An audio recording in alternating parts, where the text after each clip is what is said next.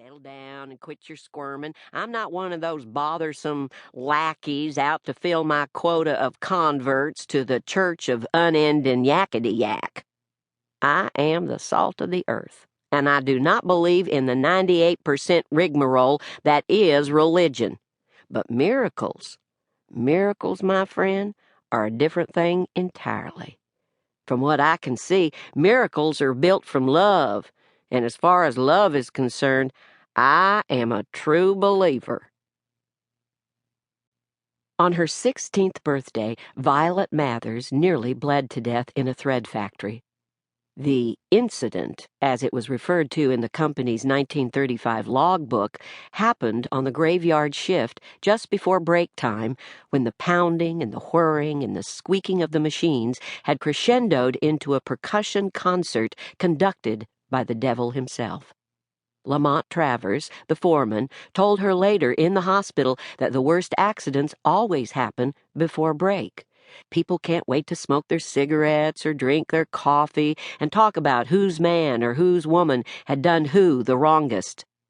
Violet hadn't cared about any of that. She wanted only to cut into the marble cake Ray Ann Puffer had brought, wanted only to hear her co-workers raise their tired, smoky voices in a chorus of happy birthday. Excited, the birthday girl broke the cardinal rule of the Marceline thread factory, the cardinal rule printed in capital letters on at least 3 signs posted on the dusty brick walls. Do not attempt to clear or repair the machinery without first turning machinery off. She was running the Clayson, a big, reliable machine that wound and cut dozens of spools of thread. When she ran the Clayson, she felt as if she was wrangling a harmless but stubborn old cow, and it was almost with affection that she scolded the machine when it huffed and burped to a stop. "Now, come on, gal, I ain't got time for this," said Violet, and with one hand on the Clayson's metal flank, she stuck the other up into its privates, feeling for the tangled clot of thread. There was a yank then, and the benign old cow turned into a crazed bull, sucking her arm up between its jaws. A flash fire of shock and pain exploded at Violet's elbow joint, and in her brain, and just as red-hot was her outrage, "But it's my birthday!" Ray Ann, who was next to Violet on the floor, screamed. Violet heard the scream even as she fainted. When she woke up in the hospital, her stub arm wrapped and bleeding like a rump roast in butcher's paper, her first thought was, "Some sweet 16th." Violet should have known better. In her short history, she had learned that expectations only deepened the disappointment that inevitably stained every special occasion. Not that many were celebrated. In excavating her mind for memories of parties and presents, she'd only been able to dig up only those concerning her 6th birthday, when her mother baked her a yellow cake iced with raspberry jelly and gave her a real present to unwrap.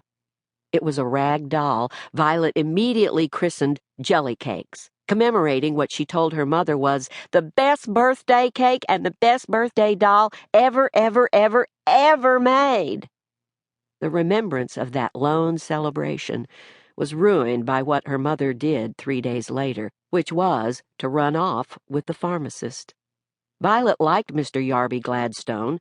He gave her root beer barrels. But after he robbed her of her mother, Violet came to think of the druggist as the criminal he was, a man guilty of grand theft. 10 years later, when Violet lost her arm, it occurred to her that this was not her first amputation, but her second.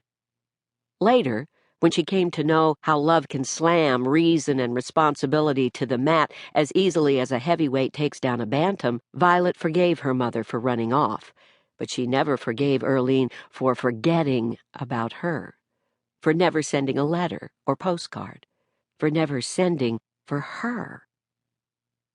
There were few people in Mount Crawford, Kentucky, surprised by the young Mrs. Mathers taking a permanent leave of absence. Violet's parents were as mismatched as a crow and a canary. Judd Mathers was Earlene's senior by 15 years, and he was one of those men hobbled by his inability to exercise his emotions.